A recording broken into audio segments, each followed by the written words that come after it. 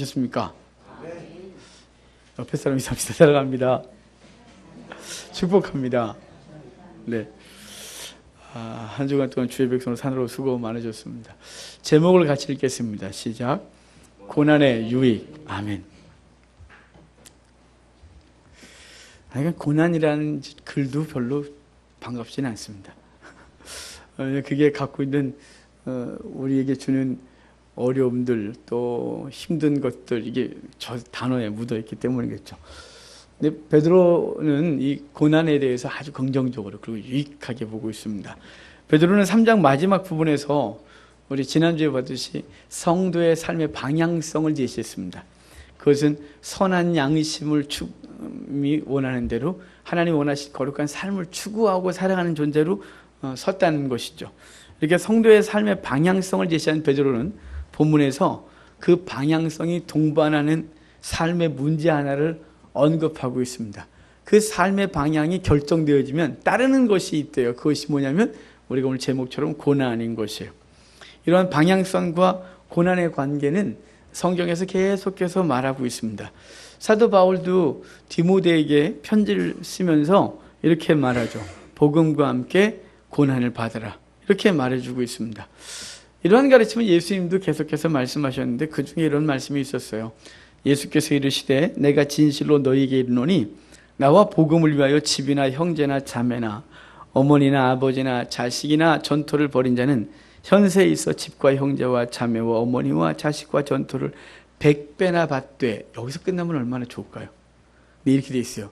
박해를 겸하여 받고 내세 영생을 받지 못할 자가 없느니라. 그러니까 복음과 함께 뭐가 따르냐면 고난이, 성도의 삶의 방향성이 결정돼서 그 길을 따르다 보면 고난이 이렇게 따른다고 말씀해 주고 있는 것입니다. 우리는 오늘 이 문제를 다룰 것이에요. 베드로가 성도들에게 가르친 고난에 대해서 배우면서 우리의 삶에 주어진 의의 고난에 대해 생각해보고 어떻게 살아야 하는지를 아는 시간이 되기를 바랍니다. 우리가 이미 읽었지만 1절 다시 한번 봅시다. 1절입니다. 같이 읽겠습니다. 그리스도께서 너희도 같은 마음으로 갑옷을 삼으라. 이는 육체의 고난을 받은 자는 죄를 그쳤음이니. 아멘. 베드로는 그리스도께서 이미 육체의 고난을 받으셨다 이렇게 말씀하고 있습니다. 이 말씀 앞에 3장 얘기가 있죠. 3장 22절 말씀과 함께 생각해 보아야 되는데 3장 22절에 이르죠. 그는 하늘에 오르사 하나님 우편에 계시니 천사들과 권세들과 능력들이 그에게 복종하느니라. 여기 이 하늘에 오르사 하나님 우편에 계시니 천사들과 권세들과 능력들이 그에게 복종한다라고 말하고 오늘 본문을 이어서 말하고 있는 거예요. 거기 하늘 우편에 앉으시고 모든 권세와 능력을 받으신 이는 어떤 과정을 통해 됐냐?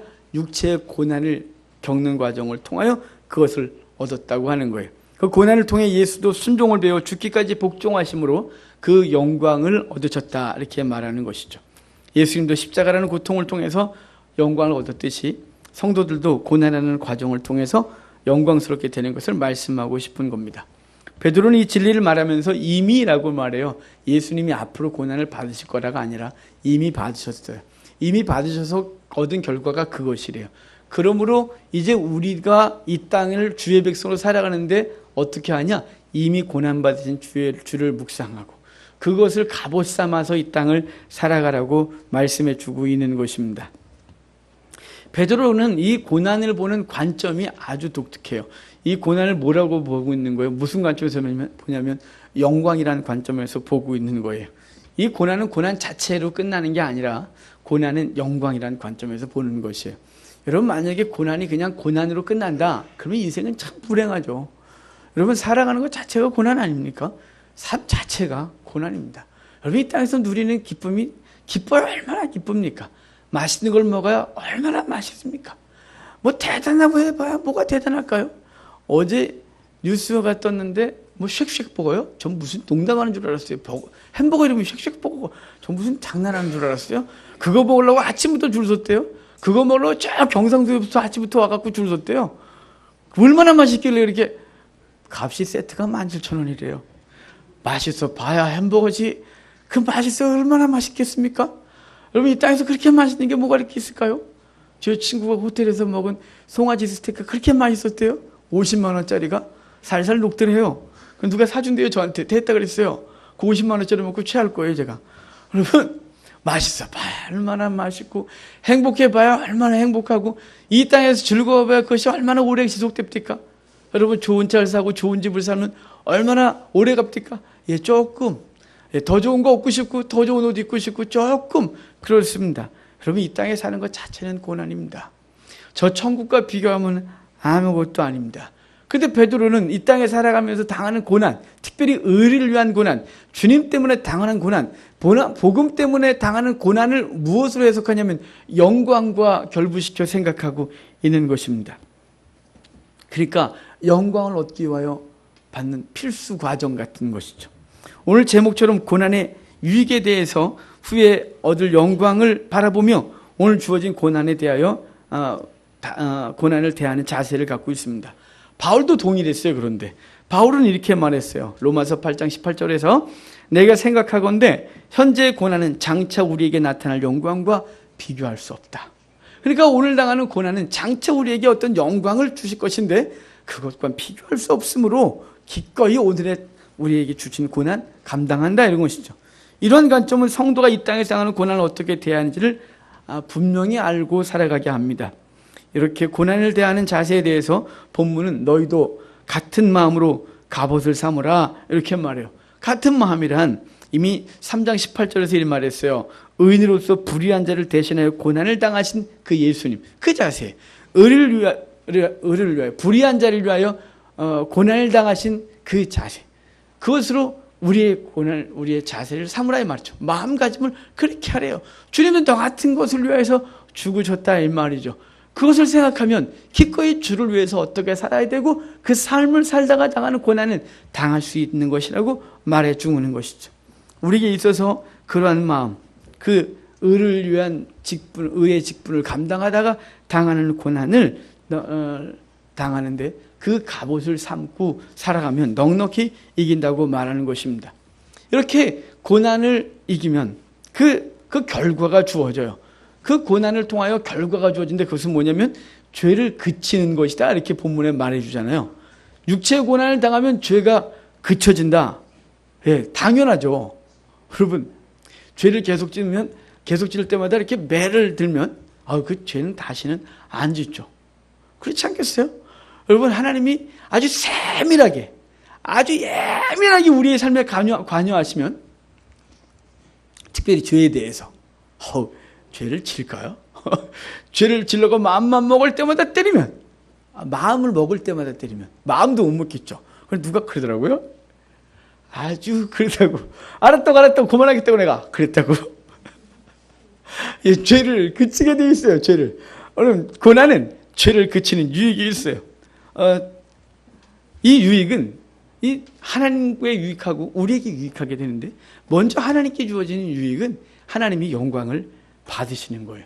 여러분, 죄 가운데 있으면서 주의 어떤 일을 하는 것은 하나님이 결코 기쁨으로 받지 않는 거죠. 제가 전에 이 베드로 전설을 하다가 이런 얘기를 한 적이 있어요. 도둑질을 해갖고 와갖고, 어마어마하게 도둑질을 해갖고, 부모님께 조금을 드리면 그 부모가 너 훌륭하다야, 계속해봐라야, 이렇게 할 수 있느냐 이 말이죠. 절대 그것을 가지고 부모는 기쁠 수 없어요.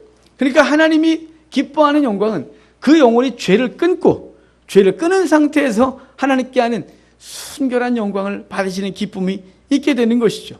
또 인간, 우리에게 있어서 죄를 그치는 것에 유익이 있습니다. 죄를 그치는 것의 유익은 뭐냐면요, 안식이 주어진다는 사실이에요. 세속적인 생각을 가진 사람은 이 말씀을 들으면서 죄를 끊는 건 안식이 아니라 고통이지, 이렇게 생각할 수 있을지 모르겠어요. 왜냐하면 죄가 우리 가운데 유혹할 때 그것을 막 절제하고 막 참아내야 되니까 참 힘이 들 거죠. 그런데 사실은 그 단계를 넘어가면, 이 죄를 짓지 아니하면 주어지는 것이 뭐냐면 이 안식의 문제와 아주 밀접하게 관계가 되어 있어요. 여러분, 죄를 짓고 평강하다, 여러분 그런 사람이 있나요?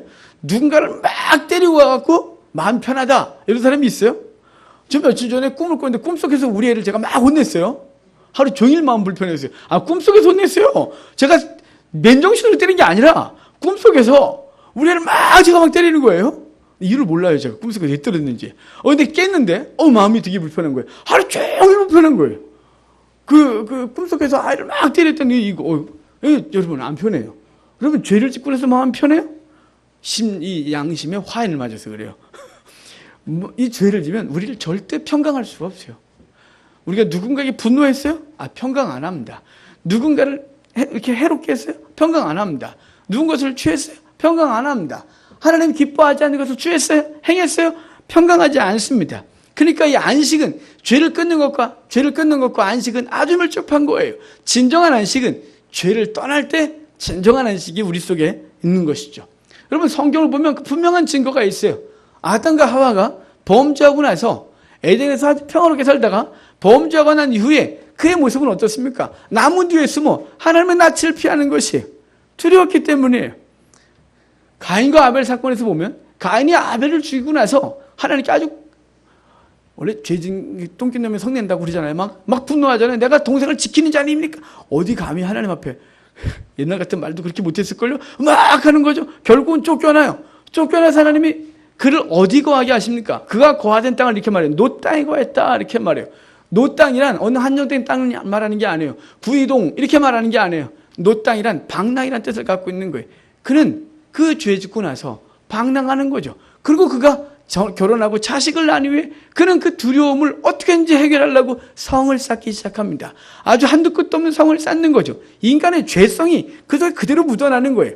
죄와 평강은 같이 갈 수 없는 거예요. 죄는 우리를 불안하게 하고 염려하게 하고 두렵게 하고, 그리고 막연한 두려움 가운데 살게 하는 것이, 그래서 결국은 죄 가운데 있다가 하나님의 심판을 받아가는 두려움이 속에 있어서 평강할 수가 없는 거예요. 그 죄의 유혹을 잠시 맛보고 즐거울 수 있겠죠. 못된 말 있잖아요. 훔친 사과가 맛있다. 맛있게 먹을 수 있겠죠. 하지만 그 바탕 그 깊은 속에는 두려움이 있는 거예요. 이것이 걸리면 언젠간 나는 큰 화를 당할 것이라는 두려움이 있어서 진정한 안식이 없는 거예요.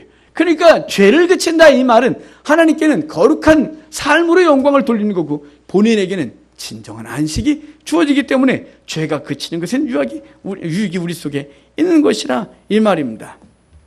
그러므로 우리는 죄를 그쳐야 돼요. 이 죄 가운데 거하는 동안 진정한 안식도 없고 하나님께 순전한 영광을 돌릴 수 없다는 사실을 기억하셔야 됩니다. 이렇게 죄를 그친 자의 모습이 다음 절에 나와요. 22절입니다. 2절 같이 읽겠습니다. 다시 사람의 정욕을 따르지 않고 하나님의 뜻을 따라 육체의 남은 때를 살게 하려 함이라. 아멘. 본절에서도 이 성도의 삶의 방향성을 말해주고 있어요. 죄인을 위해 고난받으신 예수님을 본받는 삶의 자세로 갑옷을 삼은 자는 그 죄를 그치고 새로운 삶의 방향성을 갖게 되는 것이죠. 그래서 본문은 이렇게 말하잖아요. 하나님의 뜻을 따라 육체의 남은 때를 사는 것, 이렇게 말해요. 하나님의 뜻을 따라 살게 된다는 거예요. 육체의 남은 때를 살겠다고 하는데, 육체의 남은 때란 예수님을 영접한 이후에 이 땅에서 삶을 말하는 것입니다. 이 땅에서 사는 동안 어떻게 사는 것이 옳은 줄을 알고 그것을 추구하여 살게 되는 것입니다. 그래서 예수님을 진정으로 만난 사람, 인격적으로 주님과 교제하는 사람은 삶의 자세가 반드시 바뀌게 되어 있는 거예요. 제가 지난주에도 그랬잖아요. 반드시 바뀐다. 방향은 반드시 바뀌어요. 속도가 문제일 뿐, 속도는 사람마다, 그리고 그 사람마다 조금씩 다를 수 있지만 방향은 분명히 결정되는 것이, 무엇을 위해 어떻게 살아야 되는지를 알게 되고, 예수님 믿으면 구원받았다고 했으니 내가 어떻게 살아도 된다는 생각은 할 수 없는 거예요. 내가 예수 믿으면 난 구원받아. 근데 난 지금 괜찮아. 난 이렇게 살다가 죽어도 난 천국 갈 수 있어. 이렇게 못된 말을 할 수가 없는 거예요. 그거는 진정으로 주님을 인격적으로 만난 사람이 할 수 있는 말이 아니에요. 죄를 막 짓고 있어요.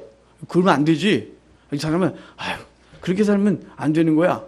내가 옛날에 교회 다녔어. 내가 예수 믿었거든. 나 천국 가 걱정하지 마. 이렇게 말하는 건 안 된다 이 말이에요. 그러니까 그렇게 예수님의 구원의 은혜를 싸구려로 받을 수 없는 거예요. 주님을 인격적으로 만나면 절대 그럴 수 없는 거예요. 여러분 그런 거 있잖아요. 여러분 우리 가족들을 사랑하잖아요. 그 가족들을 사랑하고 관계를 사랑하면 그 관계 속에서 가족이 원하는 일을 기꺼이 하는 거예요. 그들과 함께 가는 거죠. 방향성이 같아지는 거예요. 사랑한다고 딴 데로 가면 안 되는 거 아니잖아요. 지금 우리가 주님을 사랑한다고 하고 인격적으로 만난 사람들은 삶의 방향이 결정되어지고, 그리고 이 이후로 어떻게 살았냐 하는 거예요. 지난주에 김현 집사님하고 잠깐 만났는데, 김현 집사님하고 얘기를 하다가 거기 교회 떠난 지 3년 된 사람을 만났어요. 김영희 집사님 그동안 계속 교회 나가야 된다고 계속 권면하셨었어요. 저도 또 권면했죠, 당연히. 교회 나가라고. 그럼 안 되는 거라고. 교회에서 굉장히 상처를 받았나 봐요. 뭐 이유는 모르겠어요. 뭐 안수 집사 후배 올랐는데 안 됐다 이런 얘기를 그거 때문에 그런 건지, 건축하다가 또 문제가 그것 때문에 안 됐는지 확실히 모르겠어요. 하지만 어떤 상처로 인해서 교회를 떠난 지 3년 됐대요. 3년 됐고 교회를 안 나간대요. 그래서 우리가 안 된다고 나가라고 집사님하고 저하고 당신들은 언제가 나가겠지, 자녀들 망가지면 안 되는 거라고, 자녀를 위해서는 나가야 된다고 확 권면했어요.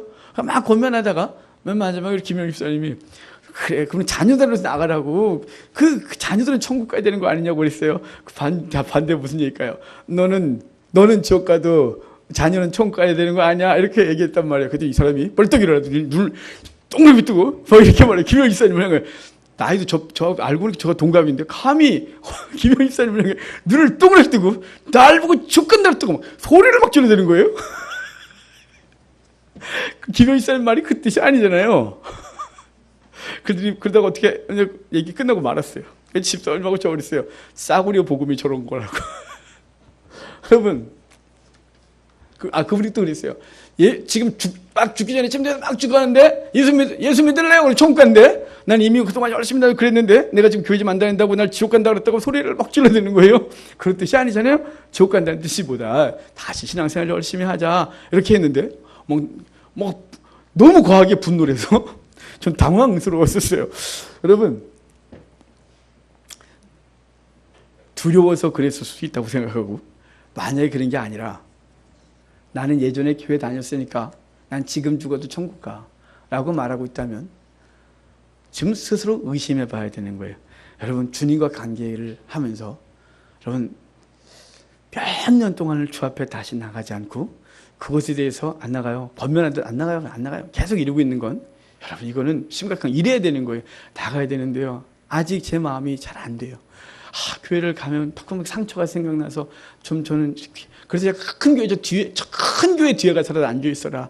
큰 교회 뒤에 가서 앉아서 먼저 하나님의 은혜를 받는 게 우선이니까 봉사하고 이런 거 생각하지 말고 먼저 은혜를 받으면 기꺼이 하나님과 관계가 회복될 수 있는 게 제발 그렇게 하라고 그렇게 했는데 잘 안 되는 거예요. 여러분, 진정으로 예수를 만난 사람은 나 예수 믿었으니까 내 삶이 어쨌든 괜찮아요. 이렇게 말은 못하는 거예요. 이렇게 말해야 되는 게 이렇게. 예수를 믿음에도 불구하고 여전히 내가 죄 가운데 자꾸 연연하고 죄를 자꾸 연연하게 하면 이래야 되는 거예요. 가슴을 치고 옷을 찢으며 어떡할까요, 주님? 정말 내가 이루고 싶지 않은데 주님 나를 좀 붙들어 주소서 이래야 되는 거예요. 마치 성전에서 저 구석에서 기도했던 세리의 기도처럼 가슴을 치며 나는 죄인으로소이다 라고 안타까워야 되는 것이지, 나 예수 믿는데 뭔 소리를 하는 거야 이렇게 말한다면 그는 스스로도 의심해 봐야 되고 그가 받았다고 하는 구원이 진정한 구원인지를 생각해 봐야 된다 이 말이에요. 여기 이렇게 말하자면 남은 때를 어떻게 살아야 되느냐 하는 것이에요. 거기 육체의 남은 때를 살게 하려 함이라 이렇게 말하지 않습니까? 하나님 앞에서 어떻게 내가 남은 세월을 살아야 되는지 심각하게 고민이 되는 것이에요. 이것이 또 하나 중요한 의미는 종말적 신앙을 갖게 되는 것이에요. 자신의 삶이 영원하지 않다는 것을 기억하고 살아가는 것이죠. 오늘 하나님께서 내 생명을 걷어가신다면 나는 어떻게 살아야 되느냐를 인식하는 거예요. 예수님의 재림과 심판을 기억하고 살아가면 오늘 우리의 삶은 분명히 달라질 것입니다. 분명히 달라질 것이에요. 제가 우리 한국교회가 이렇게 무너지는 이유 중에 하나를 종말적 신앙이 없다 그랬죠. 예수 그리스도의 강림에 대해서 재림신앙이 사라진 지가 옛날인 거예요. 70년대 80년대만 해도 그 찬양을 예배 때마다 부르고 예수님의 재림 얘기를 하는 것이 당연했어요. 언제부턴가 사라졌어요. 예수님의 재림 기억하지 않아요. 이 땅이 너무 좋아요. 이 땅의 삶이 더 오래 지속됐으면 좋겠다 싶은 거죠. 종말적 신앙이 없어지면 죄에 대해서 심판에 대해서 무감각해지고 당연히 세속이 원하는 대로 살아가게 되는 것이에요. 아모스서를 보면 아모스는 그 무감각해지는 사람에 대해서 이렇게 표현하고 있어요. 너희는 흉한 날이 멀다 하여 포악한 자리로 가까워지게 하고 상하상에 누우며 침상에서 기지개 켜며 양떼에서 어린 양과 우리에서 송아지를 잡아서 먹고 비파 소리에 맞추어 노래를 지절거리며 다윗처럼 자기를 위하여 악기를 제조하며 대접으로 포도주를 마시며 귀한 기름을 몸에 바르면서 요셉의 환난에 대하여는 근심하지 아니하는 자로다 이렇게 말하는 거예요. 흉한 날이 멀다 하여 죄를 지면서 요셉의 환난, 그렇게 풍성하다가 갑자기 노예로 끌려가는 일이 벌어질 거라는 것을 너희가 기억하지 않는구나. 주님의 심판이 있다는 것을 기억하지 않고 살기 때문에 너희는 오늘의 그 풍요 속에서 죄를 짓고 산다고 얘기해 주고 있는 거예요. 데살로니가 교인들이 칭찬받습니다. 데살로니가 교회가 칭찬받는 것을 보면 사도 바울에게 3주밖에 복음을 못 받았는데 그들이 열심을 내고 칭찬받아요. 그 이유는 이렇게 말해요. 너희가 그리스도의 강림을 기억하고 살기 때문인 거죠. 그래서 데살로니가 전후서는 그리스도의 강림에 초점을 맞춰가고 있는 거예요. 라틴어에 메멘토 모리라는 말이 있어요. 이 메멘토 모리가 뭐냐면 메멘토라는 기억하다라는 뜻이에요. 리멤버, 기억하는 거예요. 모리는 죽음이란 뜻이에요. 그러니까 메멘토 모리는 죽음을 기억하라라는 뜻이에요. 너는 반드시 죽는다는 것을 기억해라. 내가 죽을 것을 기억해라. 이 메멘토 모리라는 말이에요. 이 메멘토 모리는 그럼 언제 사용했냐? 이게 개선 장군의 행렬 뒤에서 사용됐어요. 로마 장군이 가갖고 어느 지역을 점령하고 돌아올 때, 개선 장군으로 들어오면 사람들이 막 환호하지 않겠어요? 막 환호하고 막 그럴 때, 그때 그 개선 장군은 자기 뒤에 노예 한 명을 세워서 메멘토 모리를 외치게 했어요. 메멘토 모리, 메멘토 모리. 여기서는 확 환호하고 최고라고 막 그럴 때, 뒤에서는 귀에다 대고 메멘토 모리, 메멘토 모리 외쳤어요. 죽음을 기억해요. 죽음을 기억하라고 계속 외친 거예요. 왜 그랬을까요? 지금의 이 영광이 영원하지 않다는 걸 기억하는 거죠. 그리고 당신도 언젠간 죽을 거라는 거예요. 지금은 당신은 개선 장군이지만 언젠간 죽는다. 그 죽음 앞에 겸손하게 행하라고 계속해서 외쳐주고 있는 것이에요. 여러분, 우리 반드시 죽어요. 반드시 주의 심판이 있어요. 반드시 그리스도의 강림이 있어요. 그게 근데 언젠지 우리가 모른다는 거예요. 우리가 평균 나이 80세, 그러니까 80까지 산다고 장담하십니까? 이 중에 80까지 다 살 거라고 생각하십니까? 제가 내일 죽을지 어떻게 압니까? 여러분이 내일 죽을지 어떻게 압니까? 우린 모릅니다. 그럼 우린 뭘 해야 될까요? 예수 그리스도 앞에 설날을 생각하며 오늘을 살아야 하는 것이에요. 초대 성도들은 인사말이 이거였어요. 마라나타. 이게 인사말이었어요. 마라나타. 주여 속히 오소서.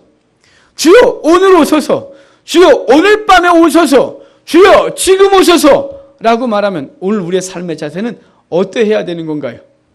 내가 죄 가운데 있으면서 마라나타 이렇게 말할 수 있을까요? 제가 누군가에게 악한 것으로 무엇인가를 취하는 자세에 살면서 주여 속히 오소서 이렇게 말할 수 있을까요? 썩어질 것을 막 쌓으면서 주여 속히 오소서 그렇게 말할 수 있을까요? 썩어질 명예와 쾌락을 막 지금 추구하면서 주여 속히 오소서 이렇게 말할 수 있을까요? 진정한 가치를 느끼지 못한 사람은 주여 속히 오소서라고 말하지 못하는 것입니다. 참가치, 예수 그리스도 안에서 이제 육체에 남은 때를 어떻게 살아야 되는지를 분명히 기억하셔야 되는 겁니다. 그 믿지 않는 자들도 그 로마 사람들도 외치면서 그 영광스러울 때 메멘토 모리를 외치고 죽음을 기억하자고 그렇게 외쳤던 것을 보면 인생은 어떻게 살아야 바르게 사는지를 아는 거예요.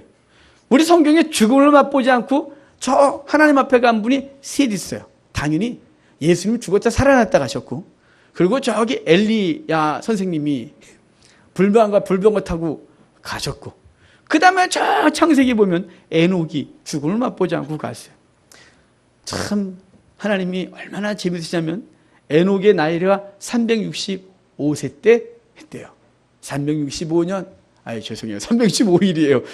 365일, 365세 뭔가 있지 않습니까? 매일매일 주님과 동행했대요. 그럼 어떻게 에녹은 동행했냐? 그 앞뒤도 그 앞에도 뒤에도 다 죽음을 맛봤는데, 왜냐하면 그가 아들을 낳을 때 이름을 무두셀라라고 이름을 주셨어요. 무두셀라. 하나님의 심판의 창이 던져졌다 라고 했어요. 그러니까 얘가 죽는 날 심판한다는 하나님의 메시지를 받은 거죠. 그러니까 아들을 부를 때마다 심판아 물 떠와라, 심판아 밥 먹어라 이렇게 말해야 되는 거죠. 그 심판애가 나갔다가 열이 펄펄 나고 들어왔어요. 이놈이 죽으면 오늘 심판인가 보다 라고 생각했겠죠. 에녹은 심판을 기억하면서 주와 동행했어요. 여러분, 남은 때를 어떻게 살아야 되는지 인식하고 우리가 주 앞에서 오늘을 살아가기를 바랍니다. 남은 때를 어떻게 살아갈까요? 하나님의 뜻을 따라 사는 것입니다. 이 하나님의 뜻을 따라 살라고 하면서 이제 구체적인 삶의 자세를 가르쳐 주는데, 오늘 본문에선 소극적인 자세 하나를 알려줘요. 자, 3절입니다. 3절 같이 읽겠습니다. 너희가 음란과 방탕과 향락과 무법한 우상 숭배를 하여 이방인의 뜻을 따라 행한 것은 지나간 때로 족하도다. 아멘. 이 죄악들을 쭉 얘기를 하면서 이건 지나간 때로 족하다, 이 말은 뭘까요? 너희는 더 이상 하면 안 되잖아, 이렇게 말하는 거죠. 사도 바울도 데살로니가 전서 4장 3절에서 동일하게 말했어요. 하나님의 뜻은 이것이니 너희의 거룩함이라. 그래놓고 곧 음란을 버리고, 이렇게 말했어요. 베드로는 여기서 여러 가지를 열거하는데, 거기 먼저 음란을 버리래요. 음란이 아셀케이아라는 단어를 썼는데요, 사실은 이 아셀케이아라는 단어를 사전을 찾아보면 방탕, 방종, 호색이 되어 있어요. 사실은 무엇에 더 큰 의미를 두고 있냐면 방탕과 방종에 더 큰 의미를 두고 있어요. 근데 호색이라는 의미 거기 있죠. 여기 본문에서는 음란이란 말로 번역을 했어요. 그러니까 하나님 앞에서 하나님을 떠나 방탕하고 방종하면 어디에 결과적으로 가냐면 음행 쪽으로 가는 것이죠. 당시 사회에선 잔인하거나 외설스러운 행동을 말할 때 이 아셀케이아라는 단어를 썼어요. 음란이에요. 그다음에 정욕이라는 단어가 있어요. 이게 에피디미아 그러는데요, 충동, 욕망, 이런 것이에요. 그러니까 이 정욕, 특별히 앞뒤 이 두 단어는 다 뭐와 관련되냐면 성적인 것과 관련된 거예요. 음란한 욕구들을 절제 없이 탐닉하는 그 행동들을 지금 첫 번째, 두 번째에서 음란과 정욕이라는 단어로 말해주고 있는 거예요. 이 두 가지가 다 음란과 관련돼 있다 그랬잖아요. 성적과 관련돼 있죠. 여러분, 이 시대가, 이 말이 굉장히 중요한 시대에 살아가고 있는 거예요. 이 시대에. 여러분, 이 시대에 얼마나 성적으로 문란합니까? 이 성적으로 문란한 걸 요즘 사람들이 이렇게 말해요. 개방됐다. 이게 개방된 거예요? 참 가치관이 이상해요. 아니, 이게 어떻게 개방이에요? 동성연애를 인정해야 개방하는 거예요? 근친하는 게 개방이에요? 동물하고 그 짓을 하는 게 개방이에요? 그냥 인권이니까 봐줘야 되는 거예요? 괜찮다고 말하는 거예요? 자기의 배우자와 자녀들이 그러면 괜찮아 그럴 거예요? 개방이에요 그거? 아니죠. 그건 죄예요, 죄. 그거 분명히 죄라고 말해야 되는 거예요. 이 시대가 소돔과 고모라보다 더 음란해져서 이 시대는 이상한 시대를 살아가고 있는 거예요. 이럴 때 성도가 거룩한 삶으로 살아가는 것이 얼마나 어려워요. 세상 가치관이 그것을 괜찮다고 말하는 거예요. 도리어 그것을 개방된 사람처럼, 열려있는 사람처럼 얘기를 하는 거예요. 그것을 거부하면 닫혀있는 사람, 깝깝한 사람, 아주 꼴통 보수, 막 이렇게 얘기를 하는 거예요. 답답한 사람 취급을 하는 것이죠. 여러분, 그럼에도 불구하고 이 시대를 따라가면 안 되는 거예요. 이 시대, 이 음란한 세대에 우리에게 그 음행을 따르지 말라고 말하고 있죠. 또한 그 다음에 이어지는 게 술 취함이에요. 이건 뭐 번역 안 해도 알아요. 다음에 이어지는 게 죄는 방탕이에요. 이 방탕이, 이 헬라어가 코모스라는 단어인데요, 이게 사전을 찾아보면 이래, 방탕이라는 단어가 술잔치, 이게 방탕이에요. 술잔치가 방탕이에요. 여러분, 뭐 여러분 다 예수님 믿기 전에 다 그런 자리에 계셨잖아요. 술잔치. 술잔치가 그러면 경건합니까? 자, 술 한잔을 하시면서 여러분 좋은 얘기 할까요? 우리 자, 학적인 얘기 이렇게 우리 어떻게 하면 세상을 이롭게 할까요? 이런 얘기 처음엔 안 하다가 좀 취하기 시작하면 방탕하게 돼요. 그래서 이 술잔치를 방탕으로 번역한 거예요. 또 그 다음에 뭐라 그래요? 향락이래요.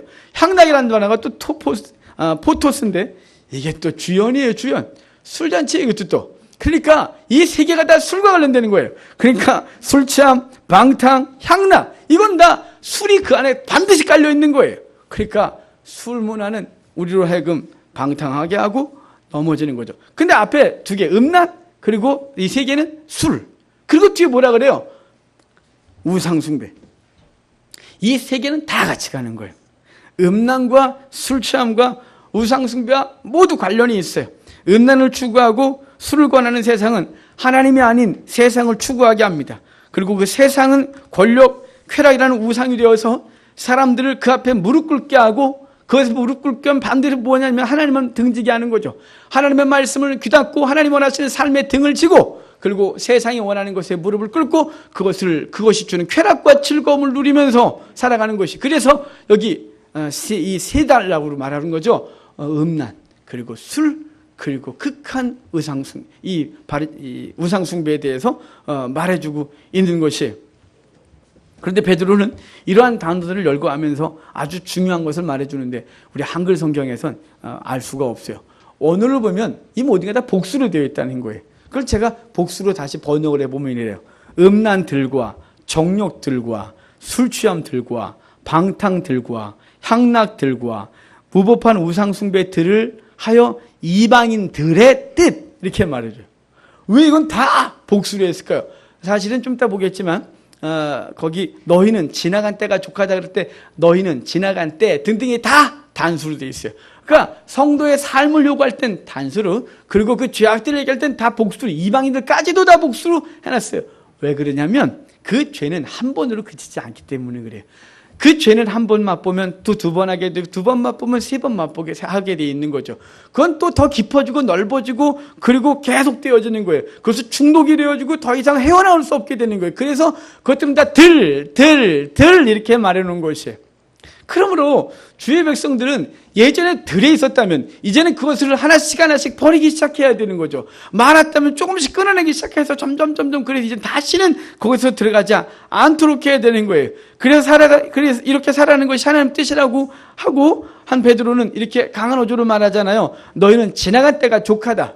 너희는 지나간 때가 족하다. 이 말은 지금도 그러면 안 되지. 지금도 그러면 안 되는 거야. 이렇게 말해주는 거예요. 아까 말했죠. 단수라고. 과거예요. 이미 끝났다. 너희는 이제 이렇게 살아가야 되는 것이다 라고 말해주고 싶은 거예요. 이방인들처럼 반복되게 계속하는 것이 아니라 그 반복된 것에서 벗어나고 이제는 끊어내고 그래서 하나님 앞에서 살아가야 될 걸 말씀해 주고 있는 거예요.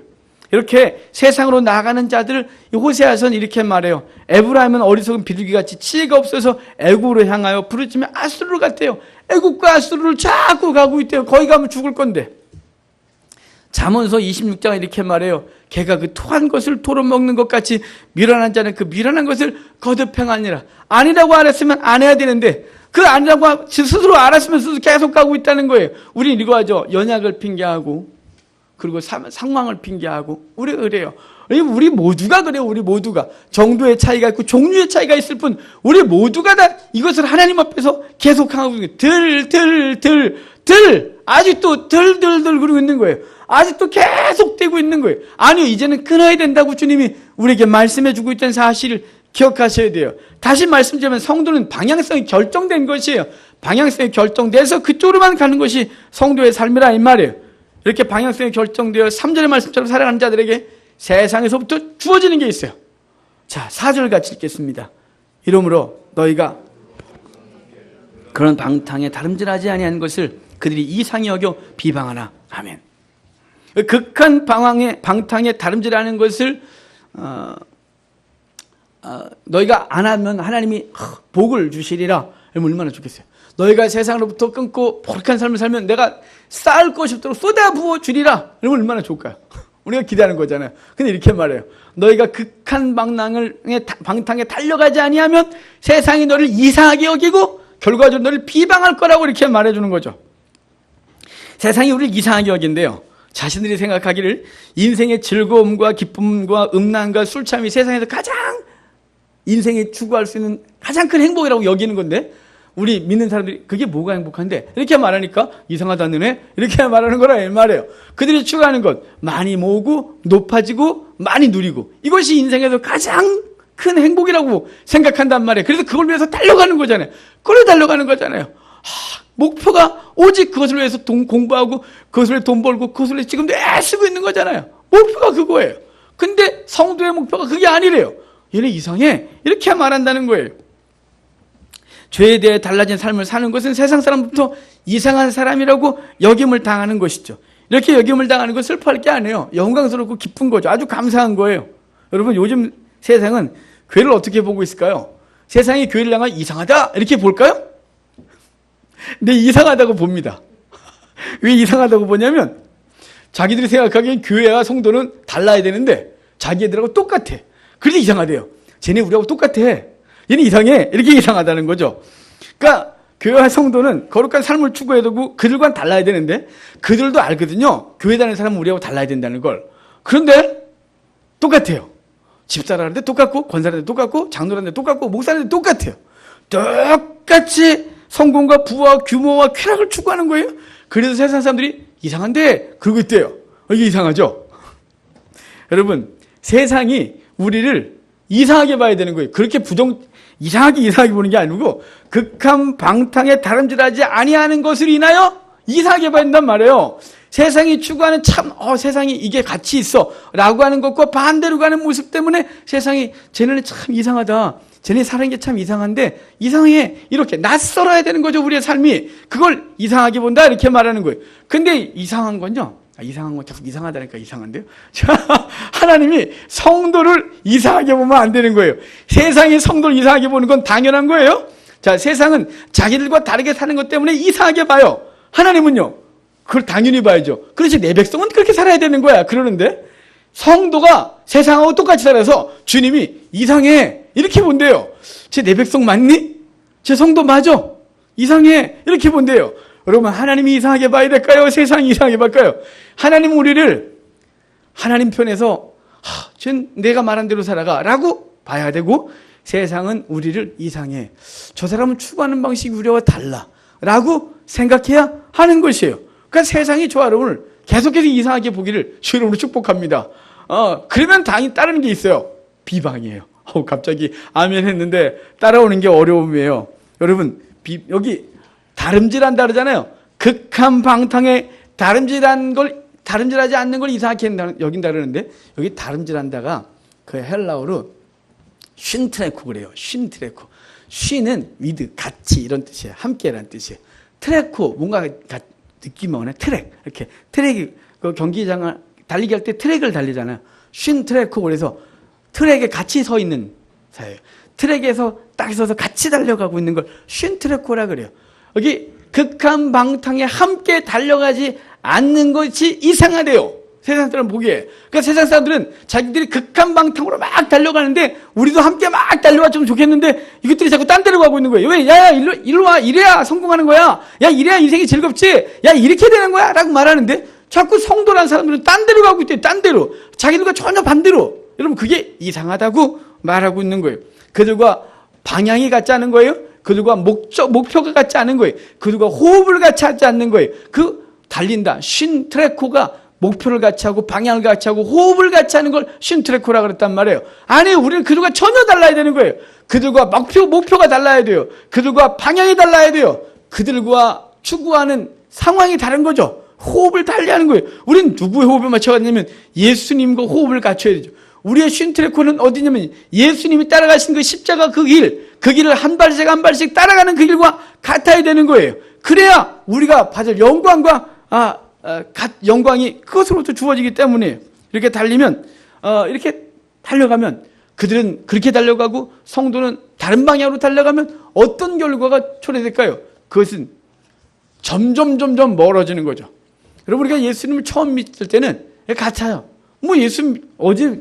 어제 세상에 있다가 오늘 예수를 믿었는데 그게 확실히 달라질 수는 없죠. 이게 거의 같아요. 아직 변화가 잘 안 된 거예요. 성화가 되기 전인 거죠. 근데 성화가 되는 과정 가운데 조금씩 같이 가는 것 같다가 점점 시간이 지나면 이게 벌어지게 돼 있는 거예요. 벌어지면 당연히 그 간극이 넓어지게 돼 있죠. 그래서 우리 성도와 세상 사람들은 반드시 삶의 모습이 달라질 수밖에 없는 거예요. 시간이 가면 반드시인 거죠, 이거 같이 가면 이상한 거란 말이에요. 그러면 같이 가고 있다면 극한 방탕에 함께 달려가고 있다는 증거인 거예요. 우린 달라졌어야 돼요.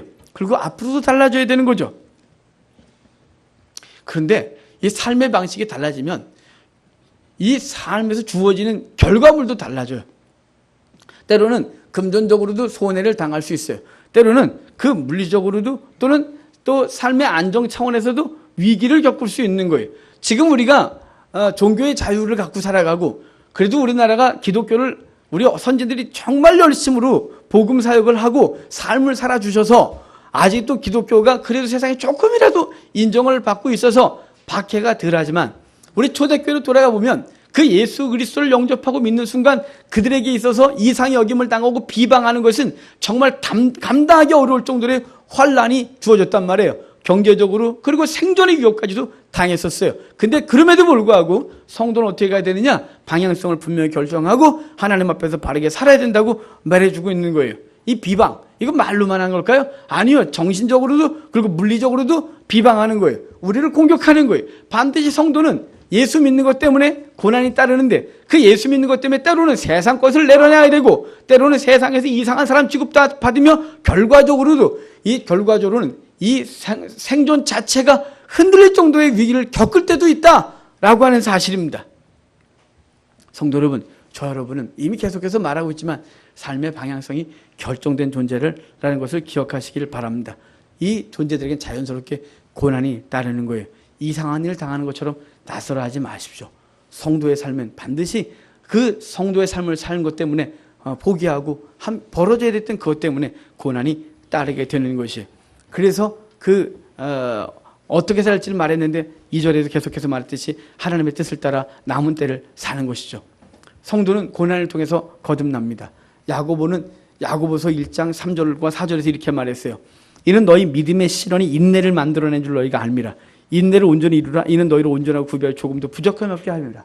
사도 바울도 그랬죠. 로마서 5장 3절과 4절에서 이렇게 말해요. 다만 이뿐 아니라 우리가 환난 중에도 즐거워하나니 이는 환난은 인내는 연단은 소망을 이루는 줄 알미로다. 이렇게 말했어요. 요한계시록에서 성도가 양육을 받는데 광야에서 1260일 동안 양육을 받는다 이렇게 말했습니다. 성도 여러분, 다윗 될 수 있었던 것은 그냥 태어날 때부터 다윗이 아니었습니다. 다윗은 15살에 부름받고 나서 잠시 골리앗을 무너뜨리면서 영광받았지만 그 이후로 30살에 헤브론에서 남유다의 반쪽짜리 왕이 될 때까지 광야에서 쫓겨다니면서 하루하루를 살아야 됐던 존재였습니다. 그 광야를 통해서 다윗은 하나님과 관계를 맺고 그리고 다윗으로 설 수 있었던 것이죠. 이스라엘 백성이 애굽에서 나오자마자 주의 백성도 있습니까? 아닙니다. 40년의 광야 생활을 통하여 하나님과 관계를 회복하고 주의 백성 됐던 것입니다. 성도 여러분, 이제 우리도 주의 백성으로 살아가는 날 동안 때로는 고난을 당하게 되는 것입니다.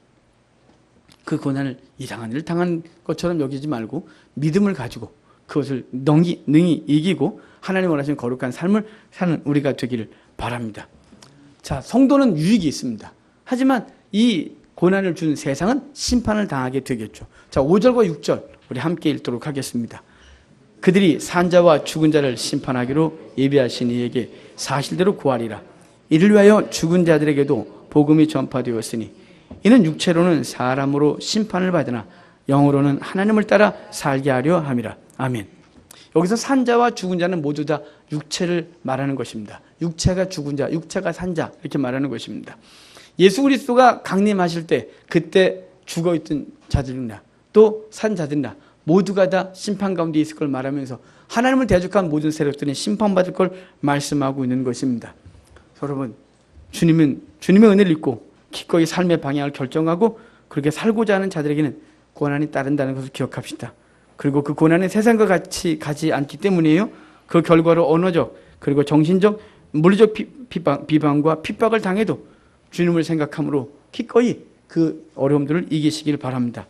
성도가 생존의 위협을 당하는 것 때문에 타협하고 세상 사람들의 눈치를 보고 그들과 같은 방향으로 달려가는 자들이 되어서는 안 됩니다. 비록 생존의 위협을 당해도 하나님의 뜻을 따라 육체의 남은 때를 어떻게 살아야 되는지 무엇을 위해 살아가는지를 알고 그렇게 살기를 바라요.